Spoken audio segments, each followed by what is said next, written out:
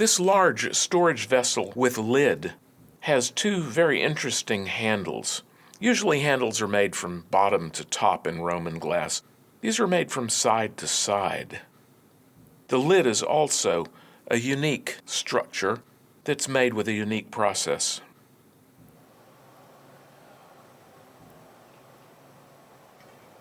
Roman storage vessels can be huge.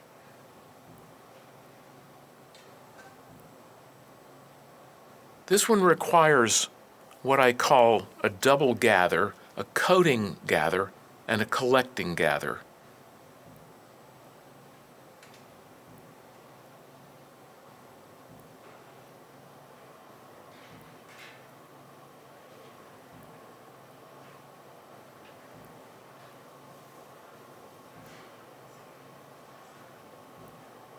The wood block, soaked cherry wood used to form the initial gather, certainly dates from the 16th century. Whether it was ever used in the Roman world, no one knows.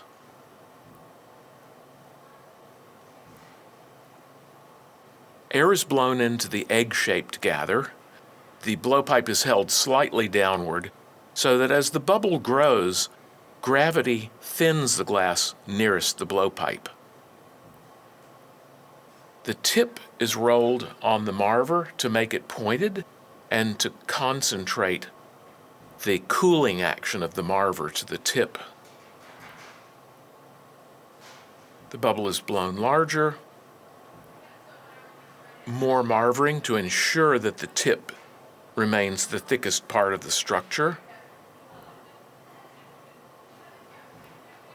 And after a reheat, a constriction is formed, and the larger bubble is pulled outward, and this forms a tube between the bubble and the blowpipe.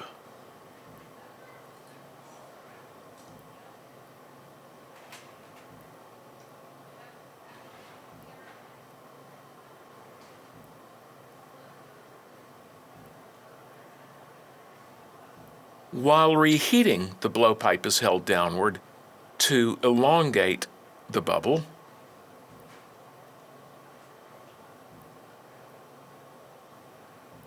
The blowpipe is spun to increase the centripetal force.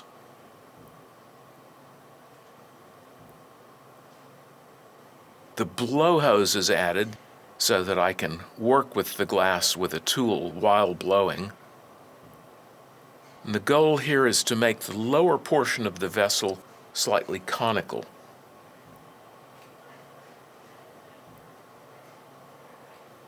The bottom is flattened.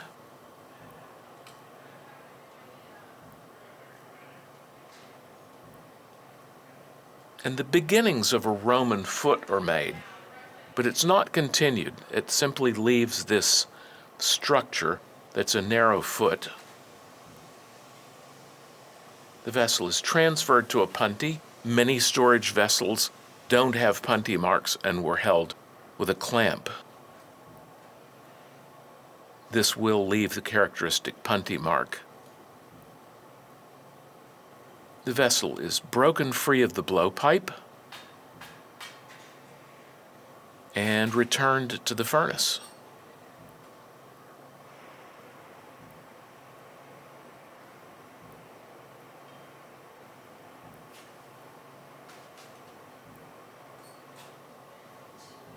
This vessel has a folded lip.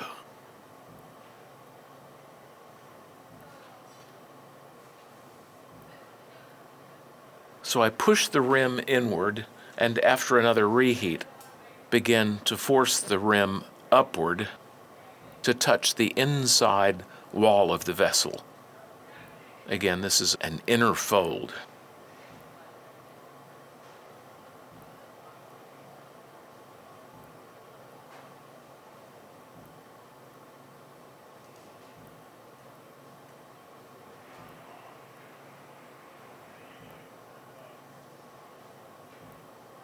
The shaping of the opening continues.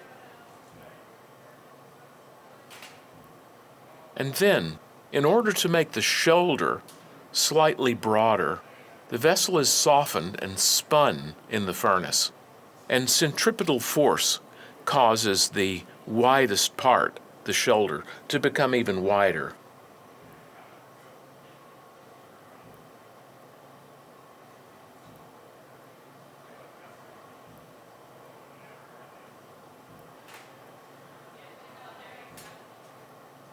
The first handle is begun.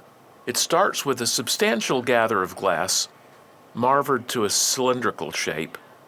It's given its first attachment point, broken free of the gathering iron, and touched for a second attachment point, and the excess glass is cast off. The handle is immediately shaped.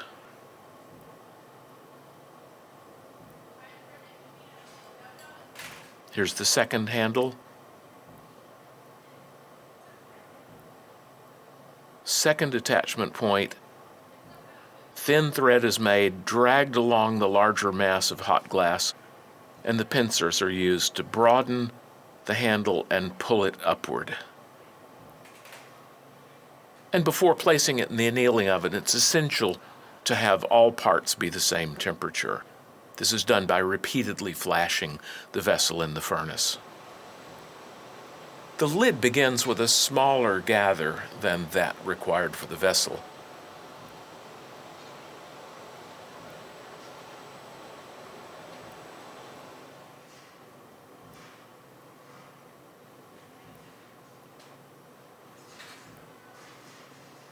Again, the block is used to rough in the shape of the glass.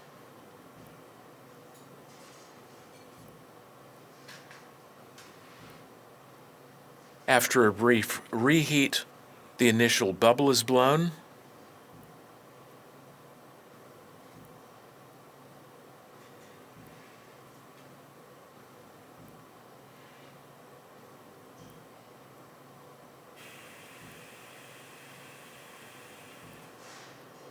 During blowing, the blowpipe is held downward to help thin the glass nearest the blowpipe.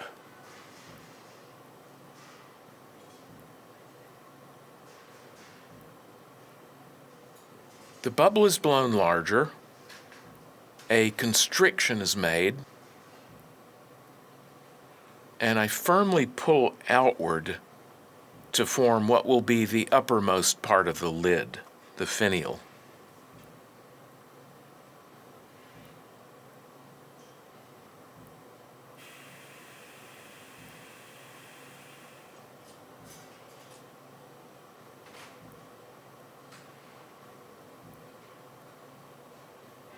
The tip of the bubble is pulled outward and a constriction made,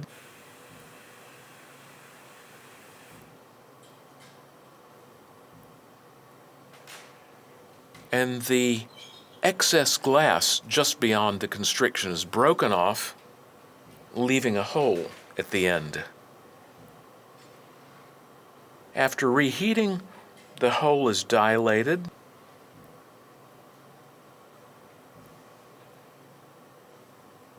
and with reheats and tooling, the lower portion of the rib is given its final shape.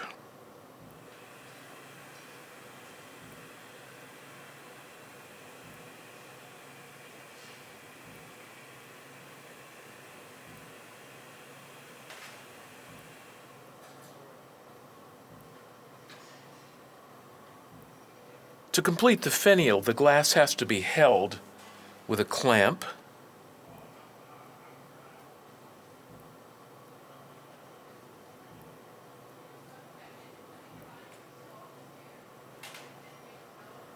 And the rim is carefully reheated. And it's heated not so deep as to soften the lid, because the clamp would then crush it. So I put up a small barrier to protect the rest of the lid, the lower portion, from the heat. The goal here is to get the tip very hot to allow it to be crushed to create the finial we see in the original object.